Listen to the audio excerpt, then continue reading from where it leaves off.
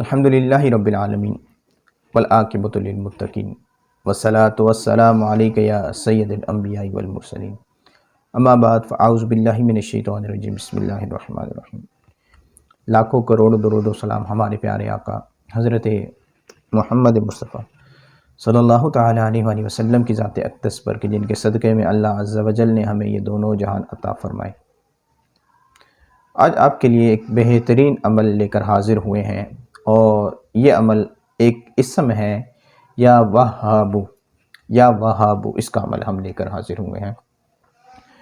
بہت سارے میں نے لوگوں کو دیکھا ہے جو یا وہابو کا عمل کرتے ہیں، لیکن اکثر کو میں نے دیکھا ہے کہ جو یہ الفاظ ان کی ادائیگی، ان کے پڑھنے کا انداز وہ بالکل غلط ہے کہ وہ اس کو سمپل یا وہابو پڑھتے ہیں، حالانکہ یہ جو لفظ ہے نا یا وہابو ہے، جی ہاں، ہاں کو 2 مرتبہ اس کے اندر دہرایا جاتا ہے۔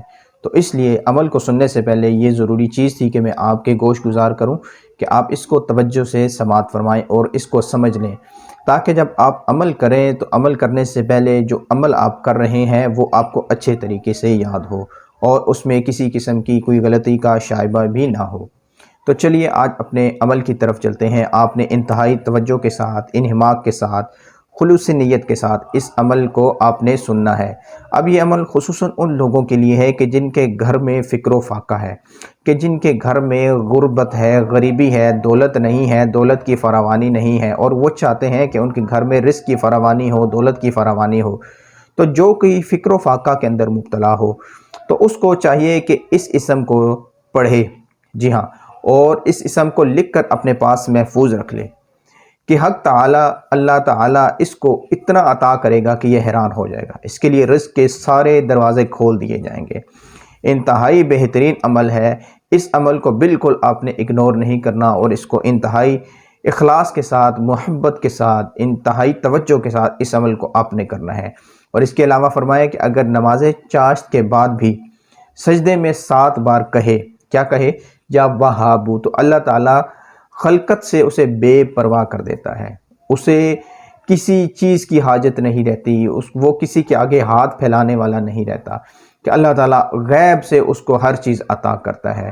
تو یہ انتہائی مجرب اور انتہائی زبردست عمل ہے، اور بزرگان دین چونکہ اس عمل کو اپنے معمولات میں شامل کیے ہوتے ہیں، تو اس لیے ہمیں بھی چاہیے کہ ہم کسی اچھے بزرگ کے پاس، کسی نیک بزرگ کے پاس جا کر بیٹھیں اور ان سے یہ عمل سنیں، تاکہ یہ عمل سننے کے بعد جب ہم اس عمل کو کریں تو اس کے فوائد ہم اچھے طریقے سے حاصل کر پائیں۔ امید ہے کہ آپ کو میری تمام باتیں اچھے طریقے سے سمجھ آ گئی ہوگی۔